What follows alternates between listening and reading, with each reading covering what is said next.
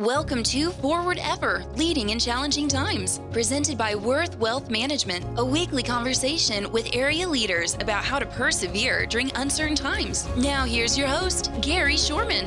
Hi, everyone, and welcome to Forward Ever, Leading in Challenging Times. I'm Gary Shorman. Our program is brought to you by Worth Wealth Management, and we have a fascinating guest today. Our guest is Mike Farmer, who's found 4 new ventures, raised over $12 million, and authored 10 patents. Most recently, Mike was the founder and CEO of Leap2, a visual search collaboration platform for customers that have been featured in the New York Times, on CNN, and Forbes magazine. Mike currently is the entrepreneur in residence at the Center for Advanced Professional Studies, that's known as CAPS, in Overland Park. And I wanted to visit with Mike about artificial intelligence because many of the things that he has been involved with have put together, he's actually put together a presentation called Forging a Transformed 21st Century Through AI-Driven Innovation. It's just very interesting things. Mike, welcome to our program. Great to be here. Thank you, Gary. You know, one of the things I know that you grew up in Russell, Kansas, a part of that, and it's so fascinating to see how people take what they learn there and go forward. But before we get there, tell me what is CAPS and how do you transform that and talk about AI in this whole process? First, what's CAPS? Yeah, definitely. So CAPS is the Center for Advanced Professional Studies. We are located here in the Blue Valley School District. CAPS was an initiative that started about 12 years ago that basically took juniors and seniors in high school and had them start exploring different professions.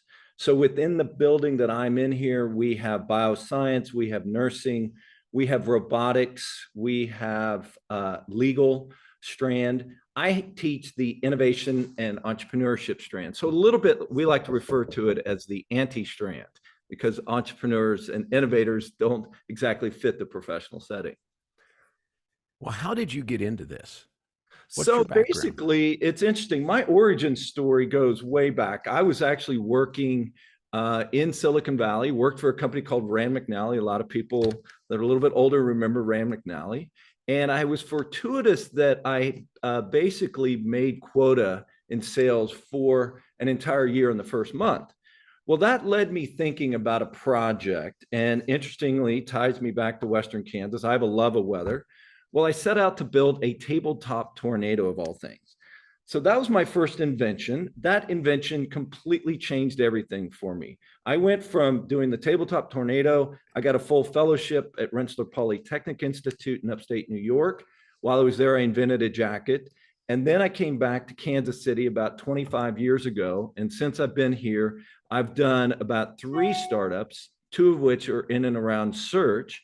And most recently, I realized, you know, having gone up against Google, we're reading all the news about Google these days, can be a tough competitor. I decided I was going to take a break from all that and take this passion and energy I had for that initial project, which was building a tabletop tornado, and try to see if I could infuse that into high school students to get them thinking about invention, innovation, and entrepreneurship to have them work on their own projects. So hey, Mike, I just love this. I love this. A tabletop tornado. And I'm a type of guy, I would love to have a tabletop tornado. Tell me how that works, and then we'll talk about AI. So basically, I just had this idea. And of course, we were just coming off of, you know, everybody knows the lava lamp. And when I was actually in 8th grade working with Dad and others, I basically developed what a lot of people know as the hurricane lamp. And I thought to myself, can we reduce to practice or build a model that takes what happens in Mother Nature and build that into a 17-inch device? So basically it has ultrasonic transducers, fancy word for those little things that when you're over Halloween and you see that little bubbling up vapor.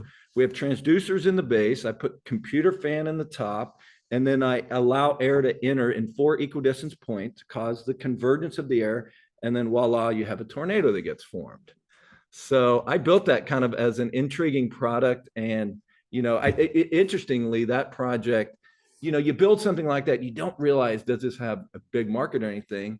I showed it to the CEO and president of Sharper Image at the time, Richard Tolheimer. If you remember, he had that, if you invent something, send it here. I was in San Francisco, sent it to him. He personally called me up. He's running a $2 billion company. Personally calls me up the next day and is like, I need you in my office. I want to see this thing.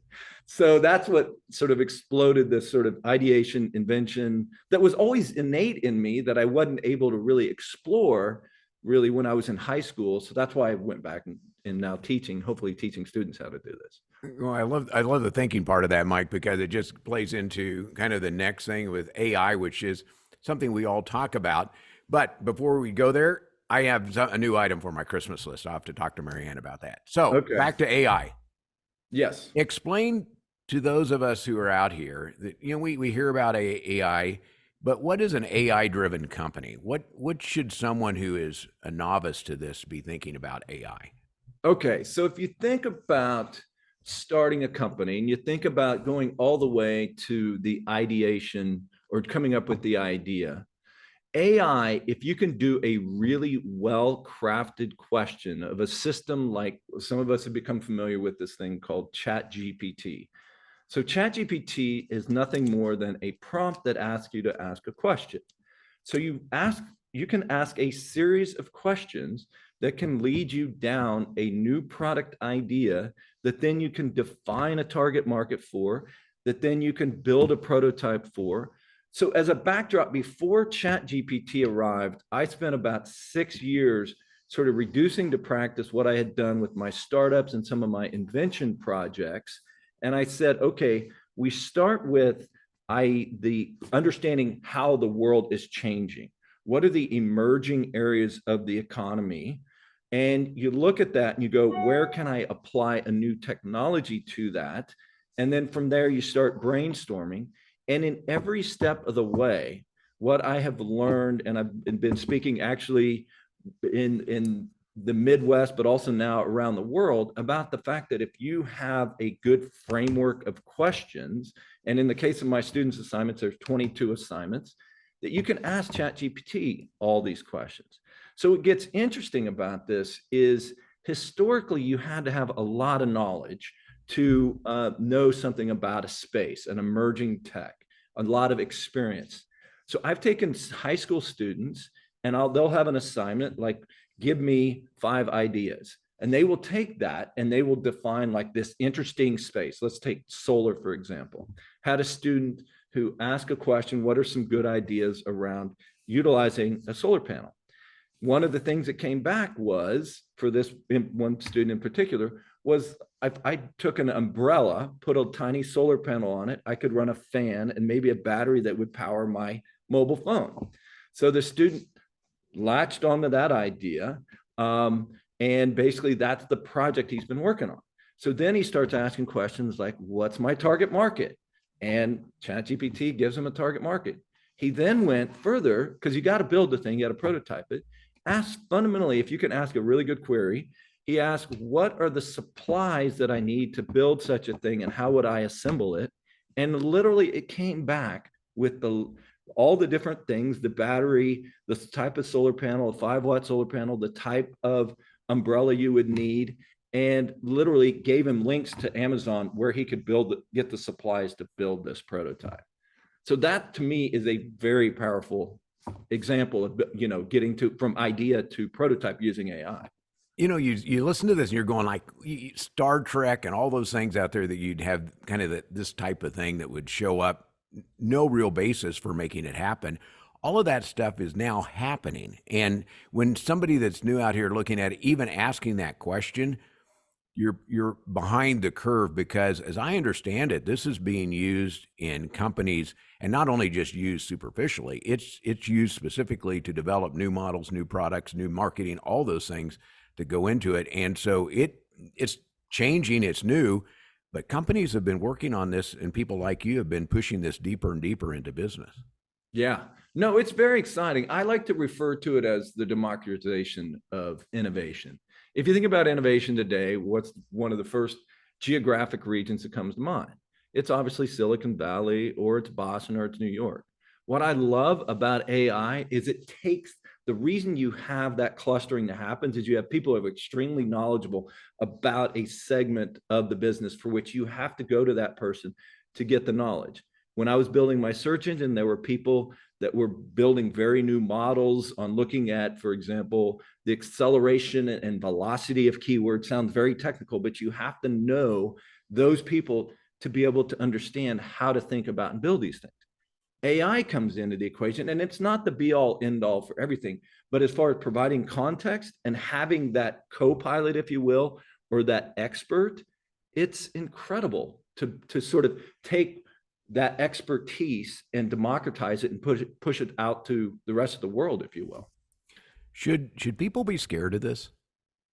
I think they should. I mean, I think there's a lot of different areas that are pretty significant concern. You know, one of the big ones, because I'm a teacher, like take, for example, brainstorming. Like I existed 35 years of brainstorming my own projects. Now all of a sudden I'm using ChatGPT. The issue comes up, atrophy of the brain, right? So if you think about it, it's like it's doing the work. Am I really learning? That's my biggest fear. I think at some point we lean on this too much. A lot has been written about that. You know, certainly at some point, if we become subservient to these type of systems, then, you know, if they're controlling everything, obviously there's a lot of issues around that as well. So I sort of like to say, I'm just exploring the data with, I have now 22 students between the two classes and just seeing what happens.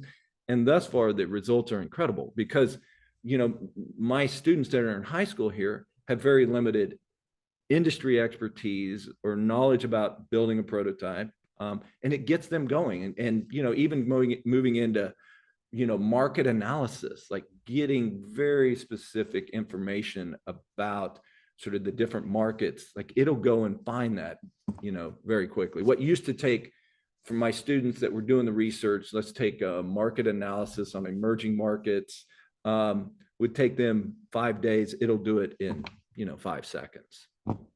Yeah, amazing stuff. And you know what? The fact that you're teaching that to students in high school is pretty darn cool. I want to take a quick break, Mike, and come back and talk about what this means to Western Kansas, some of the things out here, because I know growing up in Russell, you grew up with a background in oil and gas, but there's all the other agriculture. I want to talk about how that plays into that and maybe even a little bit into the medical side of things, of the issues that we get to deal with, not only as individuals, but in our part of the state for that as well. Our guest is Mike Farmer.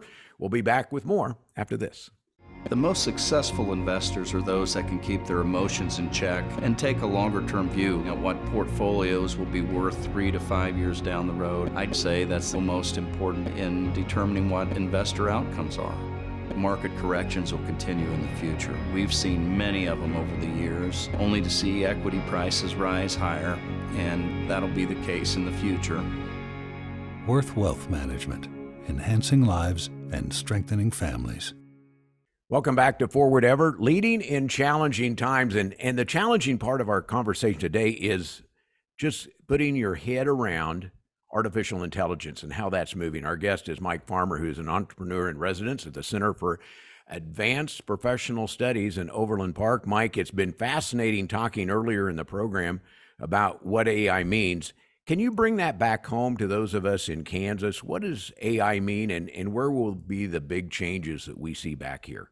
Yeah, I think to talk about Western Kansas, the first thing we should do is back up one step, and that is to talk about what we are doing within this building. And that is what's known as, in my class and quite a few of the classes, is project-based learning, where students learn by doing.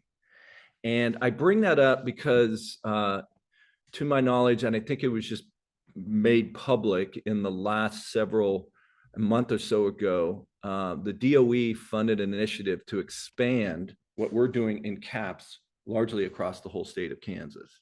So to take this model of students getting in and exploring professions, but also exploring project-based learning, I think is one of the key things. You know, you've got to look at this and go, if you're in Western Kansas, and I'm going to have a bias towards entrepreneurship, but one of the big issues in rural America is how do you keep kids in the city or the rural community that you're in? Well, in some cases, if you can get them thinking about starting a business as, say, a junior or senior in high school, that business becomes to fruition, there's a good chance they would have a higher likelihood that they would work on that project and stay within the community and build that value within that community. So I think that's one of the really, I think that's the first thing, is you've got to drive that initiative within the schools to think a little bit bigger about how do we bring what's known, we call here at CAPS, project-based learning, to get students just, it's largely learn by doing. Like we talk a lot in this, in our class about failing forward. Like in many cases, students will go into a new project, a new product, won't have an idea on how to build it, and have to learn and build a prototype. A great example, student, it kind of came to head a little bit with Western Kansas and the issues around fresh water and agriculture and stuff like that. Had a student that's, and once again, this was informed by ChatGPT, and that was to look at desalination of water using both solar and then also another heating source. We think initially it'd be natural gas. Well, this student was looking at how does he build a prototype and how does he build a model on this. And so basically using, in this case, it gave him the supply list and told him exactly how he could build something. Clearly something like that could have explicit value. I think to do something like this, to have impact, I think one of the things that would be interesting would be to overlay sort of that problem set, or that what I refer to as that opportunity set for communities in Western Kansas, to then define those projects for students to work on. In this case, he's obviously here in Eastern Kansas, but it seems like it could have application with, what's going on with the aquifer out there and stuff like that. So having a high school student plus some community members working with him could be pretty cool. Well, it's fascinating because you take when I went to school, you're younger than I am, but going to school and there were certain things we studied, but being able to have this type of insight and education process when you're in high school really lays a basis for some transitional thinking down the road. That's right. I mean, we're fundamentally, CAPS is trying to change education. And if you think about it, if I have a great example of a gal who was working, she made the Kansas City Ballet, and basically couldn't ever perform in the Nutcracker because it was too expensive. She was basically training, and she would train for 8 hours a day. And she walks in one day into my class, throws down all these ballet shoes, and was like, here's my problem. And she was like, I break down one of these shoes every 2 days. And I was like, each of those shoes were $200 a piece. It's like, I've got to solve this problem. So here's a gal who comes into my class. She's like, she's passionate about her problem set. All of a sudden, she's learning things like the physics of shoes. She went on actually to become a runner-up in the Edison Awards out of New York City with working on a wicking material or a sock. But that's just one example where if you can get to a student's passion and then they go and they explore their own learning, they pick up all that other stuff that they need to be, everybody else believes they need to learn, like mathematics, physics, financial modeling. We just got done with our financial modeling here in the class. So that's tough. Well, Mike, obviously your education growing up here in Western Kansas has played itself very well to be able to adapt to all of this. And part of the challenge, and we talked about this briefly, but I just want to mention President Biden just announced his administration had come up with some voluntary commitment from some of the big U.S. companies like Amazon, Google, Meta, et cetera, as far to ensure their products are safe for release. What does that mean to those of us that just go onto Google and try to find something, or Amazon and do that? What does that actually mean? I think safe for release more than anything is, I think there's an overlay of AI. Do they really understand the use of the data? I think that becomes one of the really big questions. Like, could any of the data that gets extracted by a Google or an Amazon be used if they got into the wrong hands of people? I think that's the big one. Historically, when we had hardware products, I grew up riding a three-wheeler around in Russell, Kansas. You had to have, which probably is a bad example because that was the least safe vehicle, but you've got to have those safeguards in to make sure that that vehicle is as safe as possible. And I think you got to apply that same type of thinking to digital products. Like, what are those things that could potentially harm the individual? And I think a lot of it gets back to safe for use, privacy data. How exactly is, if I'm searching on AI, looking for different things, could any of that be used against me? So someone out there listening, as we wrap up, they say, boy, I'd really like to learn more about this. Is there a route you go, or do you go to Chat GPT and say, hey, where do I find out more about AI? What would you recommend for somebody to learn more about this, learn more about the education process, learn more about what AI actually means to them and how they can use it? Where should they go? I think on the education front, definitely look up CAPS Network, and you will see that we have a network. We were the first to build out this model. We now are in 5 different countries and 112 locations. We have educators that come and visit us all the time to see how we're doing this. Frankly, on the AI front, I would strongly encourage, just pick up and start using ChatGPT and ask any question you want. It's pretty inspiring and enlightening. People, the phrase I hear repeatedly is when people like try to break it, fundamentally try to break the system, and you will see, it's really compelling. And ask those questions that are top of mind to you, and whatever that may be. Mike, I'm glad you're taking this to students, but even more so, thanks for taking a few minutes out of your day to talk to us about this, because I can see why your dad has been so excited about what you're doing, and having a chance to talk about kind of next generational thinking, next level type of thinking. You're doing that. So thanks for joining us. Thanks for your leadership in this area. No, thank you, Gary. I really appreciate the opportunity, and good luck with everything and all the initiatives that people might take on with innovation entrepreneurship using AI. Our guest today is Mike Farmer, and he's currently an entrepreneur in residence at the Center for Advanced Professional Studies, called CAPS, in Overland Park. Look it up. It's a cool deal. Mike, thanks for joining us, and thanks to you for listening to Forward Ever, Leading in Challenging Times, brought to you by Worth Wealth Management. I'm Gary Shorman. Thanks for joining us for Forward Ever, Leading in Challenging Times, presented by Worth Wealth Management. Join us right here next week for another episode with host Gary Shorman. Until then, remember to move forward ever, backward never.